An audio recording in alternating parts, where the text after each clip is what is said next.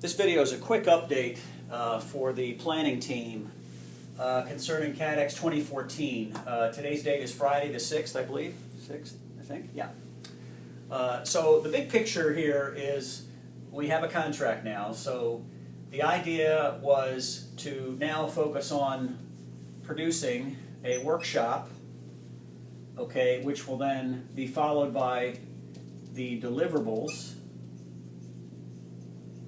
for the project, which I won't get into today. There'll be other discussions on the deliverables. So from the workshop, we have to identify and invite the stakeholders.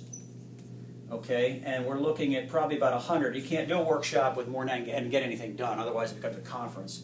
So we're looking to limit this to about 100. Okay, we've had discussions with Con Edison about hosting this at one of their facilities. And the way that works typically is we need about a room for about 100 with the AV and all that kind of stuff. And we're asking them to sponsor lunch, and we'll sponsor coffee and breakfast. Okay, so this is a piece of work that we're developing now, and we can move forward. A lot of these stakeholders can be supported through the New Jersey, the New York, and other the EC3 folks for representatives from food and fuel and federal government and states and whatever. So that's a piece of work that we need to do. So what we've been doing to date is we basically were looking at building off the electric sector, okay, to feed into this. In addition, we stood up a very small fuel and food sector work groups. Now let me explain what we mean and what we don't mean by that. These work groups for CATEX were really 4 to 5 owner-operators.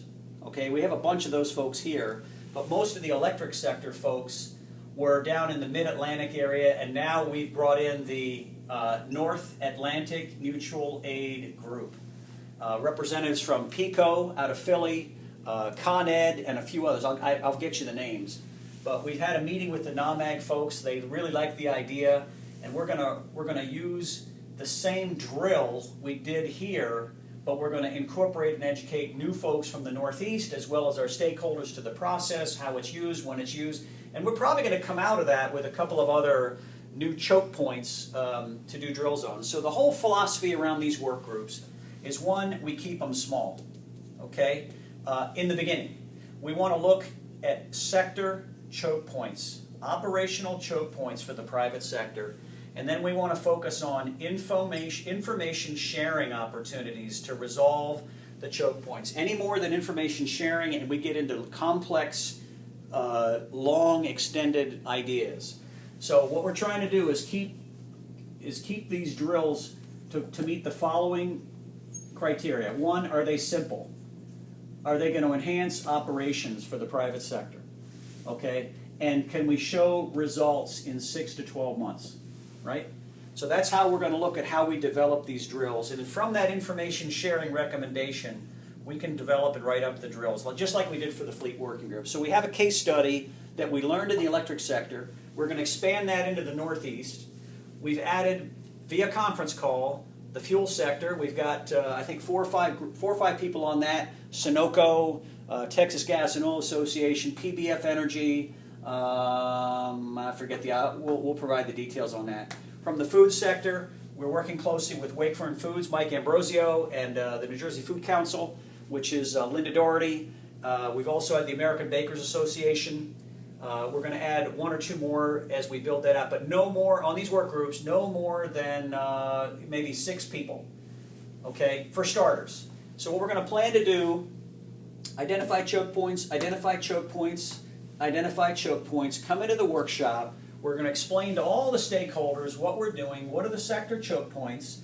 What we want you guys to do is to help us explore information sharing opportunities to resolve those choke points. So we figure we will get some great ideas from the federal, state, local perspective, from the private sector perspective, from the banking perspective. We're going to get a lot of input from that workshop. So out of that, we know we're going to come out of there with several things. One is we're going to have a great directory of people.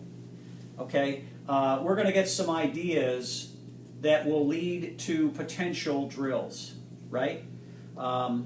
We are going to actually demonstrate the electric sector drill. So I'd like to show everybody, just idea, if the group agrees, I'd like to show all those stakeholders what is the fleet movement coordination process drill. So they get an idea, oh, that's simple, okay, that's great. And then my guess is out of that as well, we're going to come out with some new relationships, people we didn't know and haven't met in the process, and we want to document all that so that we can provide that as part of the deliverables for the sustainment. So at the end of the day, that's kind of the status where we've been working here. We've had 4 calls with the fuel sector. We've had 3 calls with the food sector. Between now and the workshop, we'll probably have another set of 3 or 4. We've already identified a couple of issues with the food sector using AARs from New Jersey and New York. We've got a couple from the fuel sector already that came out of Sandy. So we could just really live on Sandy because it generated a lot of outcomes from that. And we know the electric sector fairly well. So that's a summary of where we are to date. You can distribute this video to the planning team for the CATEX 2014 update.